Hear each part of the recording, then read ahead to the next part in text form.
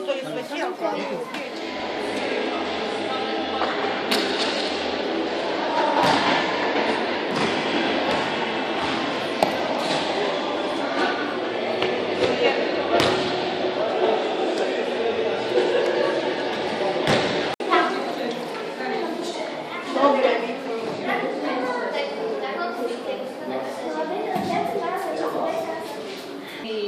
Nás to veľmi baví, sú zaujímavé pokusy a jeden z zaujímavých pokusov aj teraz to vedeme, takže trošku počkáme a vidíme, že z toho vznikla pevná látka,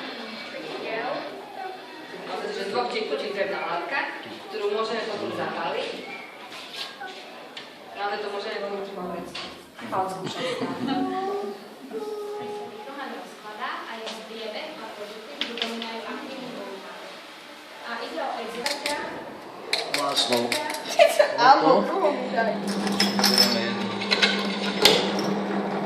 Máme 4, ja Babke nechceš. Dní otvorených dverí, kde sme chceli ukázať, čo všetko naša škola vie. Dúfam, že ste sa doteraz